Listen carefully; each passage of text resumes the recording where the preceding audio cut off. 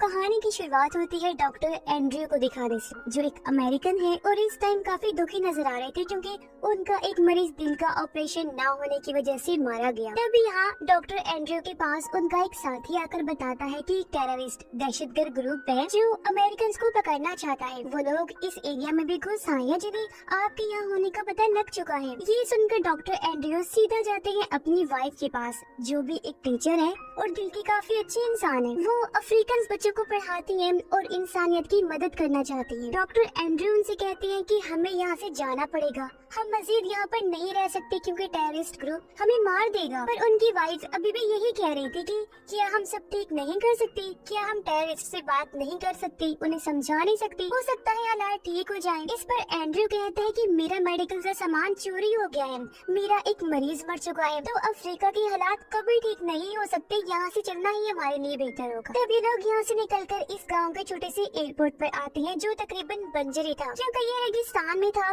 और यहाँ एक इकलौता ही प्लेन था जिसमें बैठकर इन्हें यहाँ से जाना था। प्लेन की हालत भी ज्यादा ठीक नहीं थी, इसलिए पायलट जो बहुत ही लालची है वो लोगों और बहुत सारे सामान को ले जाना चाहता है। दूसरे मुसाफिर जो भी अमेरिकन थे वो भी यहाँ से जाना चाहते थे। इनमें 3 लोग शामिल थे, एक का नाम मैक्स था और बाकी उसके दोस्त थे। एक ब्लैकमैन था जो दिल का काफी अच्छा इंसान है और इन सब का हेड था, वो भी साथ जाता है। आखिरी दफा एंड्रयू की वाइफ अपने अफ्रीकन साथी को अलविदा कहती है, जिस पर वो दुख के साथ कहता है कि मुझे अफसोस है इस बात पर कि हमारे मुल्क के टेररिस्ट की वजह से आपको यहाँ से जाना पड़ रहा है। एंड्रयू पायलट के पास गया जिसका नाम ग्रन था। जाहिर है वो लालची इंसान है, इसीलिए इनसे काफी ज्यादा पैसे मांगते हैं। एंड्रयू ग्रन को पहचान लेते हैं, उसे कहने लगे कि तुम वही पायलट हो ना जिसने मेडिकल का सामान लाना था। जानती हूँ वो सामान ना लाने की वजह से मेरे कितने सारे मरीज मारे गए और जो सामान मैंने अमेरिका भिजवाना था वो भी चोरी हो गया है। ये बताकर एंड्रयू उसे समझाती है कि इंसानियत के साथ इस तरह नहीं करना चाहिए, ये बहुत बुरी बात है। ये देखिए एंड्रयू और उनकी वाइफ दोनों इतने अच्छे हैं कि वो हमेशा चाहते हैं कि हमारी वजह से इंसानियत का भला हो जाए और वो सोचते हैं कि शायद हमारी बातें ग्रन पर असर कर जाएं और वो मुतासिर होकर अच्छा इंसान बन जाए। प्लेन में ज्यादा सामान नहीं रख सकते थे, इसलिए लालची ग्रन यहाँ फिर से कहता है कि आप लोगों ने मुझे सिर्फ अपने जाने के पैसे दिए हैं, न कि सामान के, तो आप सामान नहीं लेकर जा सकते। लेकिन मुसाफिरों के बार बार कहने पर वो मान गया और कहते हैं अच्छा चलो ठीक है, आप सामान तो ले जा सकते हैं लेकिन अपना सामान आपको अपनी गोद में रखना होगा। जिसके बाद वो सब आकर प्लेन में बैठ जाते हैं। प्लेन के अंदर के हालात भी काफी बुरे थे, लेकिन अपनी जान बचाकर जैसे तैसे इन्हें यहाँ से जाना ही था, वरना अगला प्लेन इन्हें 1 हफ्ते के बाद मिलेगा। ये यहाँ रहना नहीं चाहते क्योंकि एक तरफ वो टेररिस्ट ग्रुप और दूसरी तरफ अफ्रीका के जंगल के खतरनाक जानवर, तो मजबूरन इन्हें इसी प्लेन में सफर करना था। जैसे ही प्लेन उड़ता है ये लोग सुख का सांस लेते हैं। ये नॉर्मल लग रही थी, सब ठीक ही चल रहा था, लेकिन अचानक प्लेन हिलने लगता है। सब लोग ग्रन से इस बारे में पूछते हैं, जिस पर वो कहता है कि ऐसी कोई बात नहीं है प्लेन में, मैंने पहले भी कई सारे प्लेन उड़ाए हैं जो कई घंटों का सफर बनता है, तो मैं जानता हूँ प्लेन में कोई गड़बड़ नहीं है, आप सब लोग शांत रहें। लेकिन गुस्से में डॉक्टर एंड्रयू सामने आई, कहती है कि मैं इतना तो जानता हूँ कि तुम लालची हो और तुमने प्लेन में बहुत सारा सामान रखा है, जिस वजह से प्लेन वाइब्रेट हो रहा है। अगर ऐसे ही चलता रहा तो जल्दी प्लेन तबाह हो जाएगा। ग्रन कहता है भाई ऐसी कोई बात नहीं है, आप चुपचाप अपने सीट बेल्ट लगाकर बैठ जाए, मुझे मेरा काम करने दे, तुम्हें इन चीजों का नहीं पता। लेकिन फिर कुछ ही देर में प्लेन बहुत जोरों से हिलने लगता है और उसमें आग लग जाती है और अब वो तेजी से जमीन की तरफ बढ़ने लगता है। अगले कुछ ही सेकंड्स में प्लेन जमीन पर गिर जाता है। प्लेन की तबाह होने से कुछ मुसाफिर मारे जाते हैं, जबकि बचने वाले लोग भी जख्मी हो गए थे। एंड्रयू हिम्मत करके उठा, आसपास जलती हुई चीजों को देखने लगता है। मैक्स भी बच जाता है और एक दूसरा लड़का भी, लेकिन मैक्स की दोस्त इस क्रैश में जिंदा नहीं बच पाई, वो मर जाती है, जबकि एंड्रयू, ग्रन और हेड भी बच जाते हैं। एंड्रयू अपनी वाइफ के पास आया जिसकी हालत तो बहुत खराब है क्योंकि वो बुरी तरह सामान के नीचे फंसी हुई है, काफी जख्मी भी है क्योंकि उसकी टांग टूट चुकी है। एंड्रयू अपनी वाइफ को वहाँ से बाहर निकालने की कोशिश करता है, लेकिन वो इतनी बुरी तरह फंसी हुई थी कि लाख कोशिश के बाद भी नहीं निकल पाती। ये देखकर ग्रन कहता है वो नहीं निकल पाएगी, जोर मत लगाओ बल्कि सामान को उतारो, और हाँ तुम्हारी वाइफ तकलीफ में है तो ऐसा करो किसी थोड़ी शराब पिला दो। एंड्रयू गुस्सा हो गया, वो कहते हैं मुझे ये चीजें पसंद नहीं, तुम अपनी बकवास बंद करके यहाँ से जाओ, मैं जानता हूँ कि मुझे क्या करना है। और ये प्लेन भी तुम्हारी वजह से क्रैश हुआ है। मैक्स अपनी दोस्त की लाश को ही प्लेन के पास ही दफन कर देता है ताकि जंगली जानवर उसकी लाश को खा ना जाए, और ये लोग देखने लगते हैं कि हमारा प्लेन तबाह कहाँ हुआ है। तब इन्हें पता चला कि ये एक बहुत ही खतरनाक एरिया में फंस गए हैं जहाँ रहते हैं आदमखोर जंगली जानवर। ये लोग सोचते हैं कि दिन में तो हम सेफ है क्योंकि ये जंगल जो रेगिस्तान जैसा था, दिन में गर्म होने की वजह से जानवर शिकार नहीं कर सकते, लेकिन जैसे रात होगी इनका बचना मुश्किल हो जाएगा, इसलिए इन्हें जल्दी कुछ करना होगा। अब डॉक्टर एंड्रयू को छोड़कर तीन लोग प्लान बनाते हैं कि हम करीबी कहाँ जाएंगे, जो यहाँ से लगभग 20-30 किलोमीटर दूर है। ग्रेन कहता है हमें साउथ ईस्ट की तरफ जाना होगा क्योंकि गांव वहीं होगा। इस पर मैक्स कहता है कि नहीं, वो रास्ता गलत है, हमें साउथ वेस्ट की तरफ जाना चाहिए क्योंकि मुझे यकीन है कि गांव उसी तरफ होगा। पर ग्रेन उसकी बात नहीं मानता, और क्योंकि उसके पास इस टाइम गन है तो वो ही सबका बॉस था, और कहता है कि अगर तुम लोगों को अपनी जान प्यारी है तो मेरे साथ चलो। वो एंड्रयू को भी साथ चलने का कहता है,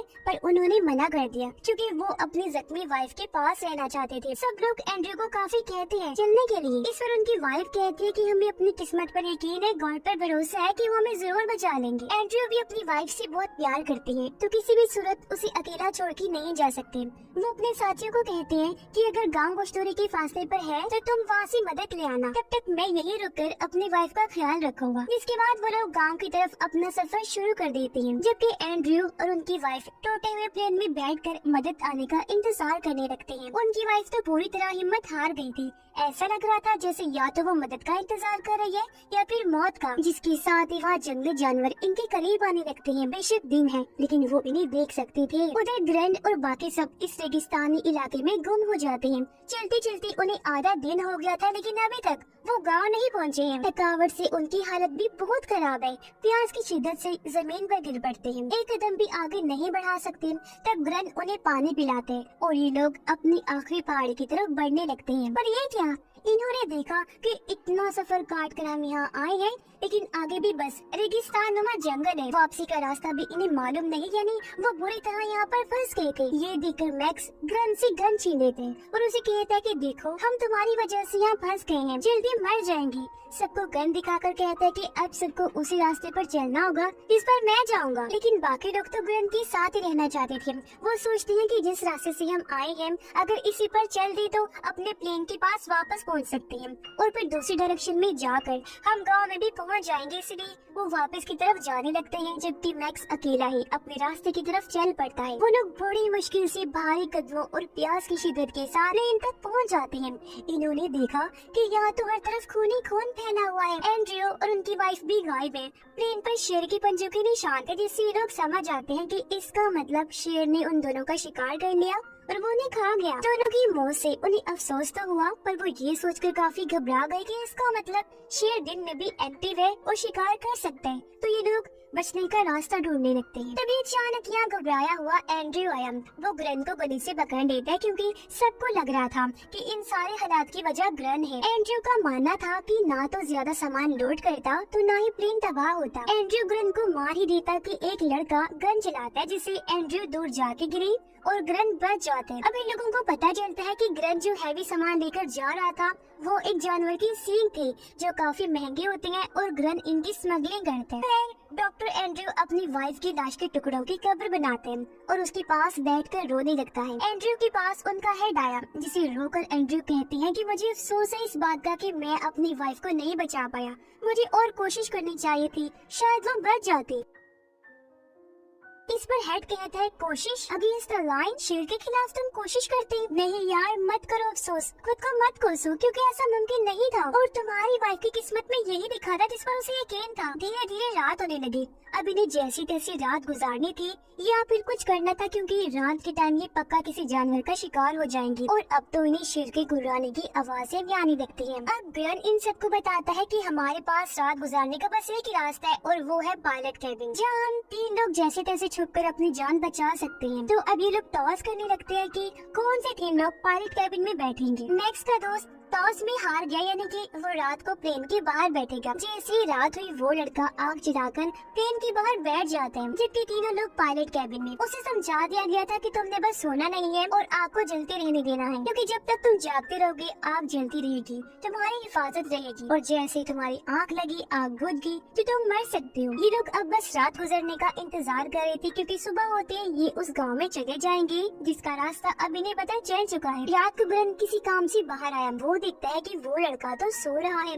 और आग भी बुझ रही है। ग्रैन उसे जगाकर कहता है, लड़की होश करो, जागो और आग जला के रखो अगर जिंदा रहना चाहते हो। जिसके बाद ग्रैन वापस कैबिन में आकर बैठ जाता है, लेकिन मैक्स का दोस्त वो लड़का जिसे बहुत नींद आ रही थी वो सो जाता है और आग भी बुझ जाती है। जहाँ अब अंधेरे में हम किसी की आंखों को चमकता हुआ देखते हैं, जो और कोई नहीं बल्कि शेरी थी, जो अब प्लेन के बाहर आ चुके थे और उनकी जोरदार आवाजें अंदर बैठे वो तीनों भी सुन रहे थे। अब एंड्रयू जो रहमदिल है उसे लड़की के लिए बुरा लग रहा था। वो चाहता है कि ये लोग बाहर जाकर उसकी जान बचाए, लेकिन बाहर शेर काफी ज्यादा थे तो ये लोग कुछ भी नहीं कर सकते थे। लेकिन फिर एंड्रयू कैबिन का दरवाजा खोल ही देता है, जिससे एक शेर अंदर घुसने की कोशिश करते हैं। हालांकि ये मिलकर जोर लगाकर उसे रोकने में लग जाते हैं, लेकिन शेर इतना ताकतवर था कि वो कैबिन को तोड़ने लगता है। अब एक सांप जो कप का अंदर घुसकर बैठा हुआ था वो हेड को काट लेते हैं, मगर ये जैसे तैसे कैबिन का दरवाजा बंद कर ही देती है। एंड्रयू हेड की टांग पर रस्सी बांधता है और कट लगाकर बहुत सारा खून निकाल देते हैं। इससे सांप का जहर भी निकल गया और उसकी जान भी बच गई, लेकिन उसकी हालत बहुत खराब हो गई थी। सुबह जब ये कैबिन से बाहर आए तो देखते हैं कि इनका वो साथी बाहर नहीं है, यानी वो भी शेरों का शिकार हो गया था। ये लोग फिर उस गाँव में जाने का फैसला करते हैं, क्योंकि दिन का टाइम है तो अभी इन्हें कोई खतरा नहीं होगा। लेकिन एंड्रयू जो इतना कुछ देख चुका है वो हिम्मत हार जाता है और पूरी तरह टूटकर पेड़ के साथ बैठ जाता है और लोगों से कहता है कि मैं तुम लोगों के साथ नहीं जाऊंगा, मैं हिम्मत हार चुका हूँ, यही मेरी किस्मत है। मैं अपनी वाइफ के पास जाना चाहता हूँ तो मैं यही रुककर अपनी मौत का इंतजार करूंगा। मैंने आज लोगों को शेर का खाना बनते हुए देखा है और ये चीज मजीद बर्दाश्त नहीं कर सकूंगा। जबकि बाकी लोग गाँव की तरफ निकल पड़ते हैं। ये लोग कुछ दूर गए ही थे कि सामने से एक गाड़ी को आता हुआ दिखते हैं। उसे देखकर ये लोग काफी खुश हो गए। एंड्रयू भी उठ खड़ा हुआ, ये सोचते हैं कि अब हम भी और एंड्रयू भी बचा लिया जाएगा, तो गाड़ी को अपनी तरफ बुलाने के लिए वो चिल्लाने लगते हैं। मगर ये क्या, हम देखते हैं कि वो गाड़ी सीधा आकर एंड्रयू के पास रुकी। इसमें और कोई नहीं बल्कि वो टेररिस्ट ग्रुप था जो अमेरिकन को ढूंढ रही थी और वो अब एंड्रयू को मारने लगते हैं और एंड्रयू से पूछते हैं कि तुम यहाँ हमारी जमीन पर क्या कर रही हो, हमारी चोरी करने आए हो ना, तुम हमारा सामान चुरा कर अपने मुल्क ले जाते हो। ये सुनकर हेड और ग्रन सामने आए, उनसे कहते हैं अरे ये तो डॉक्टर है, इन्होंने कुछ नहीं किया, ये तो आप लोगों की मदद के लिए यहाँ आते हैं और अभी वापस जा रहे थे, आपको ये नहीं मारना चाहिए। लेकिन तभी उन टेररिस्ट को प्लेन से उस जानवर के सींग मिल जाते हैं, जिससे उन्हें और गुस्सा आ जाते हैं। वो एंड्रयू को कहते हैं कि तुम एक स्मगलर हो और हमारी जमीन से सामान चुरा कर तुम अमेरिका स्मगल करते हो, इसलिए वो फिर से एंड्रयू को मारने लगी। तभी ग्रैन बोलता है कि ये मेरा प्लेन है, ये सारा सामान मेरा है और स्मगलिंग मैं करता हूँ, एंड्रयू ने कुछ नहीं किया। ये सुनकर वो कहते हैं इसका मतलब ग्रन हमें तुम्हें मार देना चाहिए। हेड कहता है क्यों मार देना चाहिए, क्या तुम कोई टेररिस्ट हो, तुम तो इस जमीन पर रहने वाले बड़े इंसान हो और हम तुम्हारी कदर करते हैं। हेड को लग रहा था कि वो टेररिस्ट की माइंड को बदल देंगे, पर वो उसकी चीज पर गोली मारकर ये साबित करते हैं कि हाँ हम वाकई टेररिस्ट हैं, हमें इंसानों पर रहम नहीं आता और हमारा कुछ भी नहीं हो सकता। जिसके बाद वो उनके साथ काफी बुरा सलूक करते हैं और एक टेररिस्ट ट्रक लेने चला जाता है ताकि वो इन्हें भी अपने साथ ले जाए और खूब इनके साथ बुरा सलूक किया जाए। अब दो टेररिस्ट यही रुके थे, उनमें से एक एंड्रयू को कहता है अच्छा चलो तुम्हारे साथ एक डील कर लेता हूँ, मैं 10 तक गिनूंगा और तुम्हें भागना होगा, 10 के बाद मैं गोली चलाऊंगा, ठीक है ना, चलो अब शाबाश तुम भागो, उठो खड़े हो और भागो। लेकिन एंड्रयू नहीं भागता क्योंकि वो तो कब का हिम्मत हार चुका है, तो उसे क्या जरूरत है भागने की। टेररिस्ट को इतना गुस्सा आया कि वो पानी दिखाकर उन्हें चिढ़ाने लगता है, उन पर हंसने लगता है। जब टेररिस्ट को एहसास हुआ कि दोनों पूरी तरह हिम्मत हार चुके हैं तो वो उनसे दूर प्लेन के साथ टेक लगाकर बैठ जाते हैं। कुछ देर बाद उनकी आंख लग गई। ग्रैन एंड्रयू को कहते हैं कि मैं फाइटर एंड्रयू इतनी आसानी से मैं नहीं मर सकता। जो कहकर वो बहुत धीरे से टेररिस्ट के पास जाने लगा। वो गन छीनने लगता है लेकिन टेररिस्ट को होश आ गई। वो जैसे गन पर शूट करता है तो पता चला कि गन में तो गोली ही नहीं है। दूसरा टेररिस्ट भी जाग गया लेकिन इससे पहले वो गन पर शूट करता एंड्रयू उसे काबू करके गन छीनने की कोशिश करते हैं। इस चक्कर में गोलियां चलने लगी और दोनों टेररिस्ट मारे जाते हैं। तब ग्रैन एंड्रयू से कहता है, देखो हमने इन दोनों को तो मार दिया तो अब तुम्हें मेरे साथ चलना होगा। तुम्हें अपनी वाइफ का सपना पूरा करना है और मुझे सुधरना है। मुझे एक मौका दो ताकि मैं अपने सब गुनाहों की माफी मांग सकूं। तो अब चलो मेरे साथ, मैं तुम्हारी मदद करके तुम्हें शहर तक ले जाऊंगा जहाँ तुम हजारों मरीजों की मदद कर सकते हो। इसलिए एंड्रयू उसके साथ चल पड़ता है लेकिन उसकी हालत बहुत खराब थी। ये लोग जैसे तैसे आगे बढ़े। ये गांव के करीब ही थे और इनके सामने पत्थरों की छोटी सी पहाड़ी थी। इसे पार करके इन्हें उस पार जाना था। अब ग्रैन बड़ी मुश्किल से एंड्रयू को ऊपर चढ़ा तो देता है लेकिन ये क्या, उसने देखा कि सामने से खूंखार शेर आ रही है। ये लोग पहाड़ी पर ही थे इसलिए शेर इनके खून की स्मेल करते हुए पहाड़ी की तरफ आने लगते हैं। लेकिन क्योंकि वो पहाड़ी के ऊपर थे और छुपे हुए भी थे तो शेर इन्हें देख नहीं पाते और वहाँ से वापस जाने लगते हैं। पर तभी उन दोनों के ऊपर परिंदे मंडराने लगते हैं। हवा का रुख बदला और शेरों को फिर उनकी स्मेल आने लगी और वो फिर से इस तरफ आने लगते हैं। एंड्रयू के ऊपर एक बिच्छू चढ़ गया जो उसके चेहरे पर आ जाता है और एंड्रयू बिल्कुल खामोश रहा। बिच्छू को जैसे ग्रैन हटाने लगा कि तभी एक पत्थर नीचे गिर जाता है जिससे शेर को कंफर्म हो गया कि ऊपर मेरे खाने के लिए जरूर कुछ है और वो जोर लगाकर ऊपर चढ़ने लगता है। ग्रैन ये देखकर एंड्रयू का खून अपने जिस्म पर लगा लेता है और एंड्रयू से कहता है कि देखो मैंने अपनी जिंदगी में बहुत सारे बुरे काम किए हैं और आज मैं उन गुनाहों को धोना चाहता हूँ। मैं खून लगाकर शेरों के पास जाऊंगा, अपनी कुर्बानी देकर तुम्हारी जान बचाऊंगा ताकि शेर मेरा शिकार कर ले और तुम्हें भागने का मौका मिल जाए। तुम वादा करो कि यहाँ से तुम उठोगी और गाँव जरूर जाओगी। ये कहकर वो चिल्लाता हुआ पहाड़ी के ऊपर आया फिर नीचे को जाता है। शेर फौरन उसके पास आकर उसका शिकार कर लेता है। इसके बाद एंड्रयू जो गांव की तरफ बढ़ने लगा, काफी दूर तक चलने के बाद नीचे गिर जाता है। उसे प्यास लग रही थी। तभी वो सामने से दो जानवरों को आता हुआ देखता है जो उसे खाने आ रहे थे। ये देखकर एंड्रयू आसमान की तरफ देखकर कहता है, क्या मेरी किस्मत में बस यही लिखा था कि ऐसे फजूल मुर्दाखोर जानवर के हाथों में मरूं? अगर मेरी मौत ही लिखनी थी तो कम से कम शेर के हाथों होती। ये कहकर एंड्रयू दोबारा से फुल हिम्मत के साथ खड़ा होता है। वो जानवर भागकर एंड्रयू की तरफ आने लगे लेकिन अचानक बादल गरजने की आवाज से वो जानवर वहाँ से भाग जाते हैं। तभी बारिश होने लगी। एंड्रयू वही जमीन पर लेटकर बारिश का पानी पीने लगा और अपने इतनी देर की प्यास बुझाता है जिसके बाद वो बेहोश हो जाता है। अब जब एंड्रयू की आंखें खुली तो उसके सामने उसका वही साथी था जिसने एंड्रयू को आकर टेररिस्ट का बताया था। वो सहारा देकर एंड्रयू को उठाता है और उसकी जान बचाकर यहाँ से ले जाता है। यानी कि एंड्रयू अब सेफ था और उसकी किस्मत में जिंदा रहना लिखा था क्योंकि उसने आखिरी टाइम में हिम्मत से काम लिया था और वो अब गाँव भी पहुँच जाएगा। जिसके साथ ये कहानी भी इधर ही खत्म हो जाती है।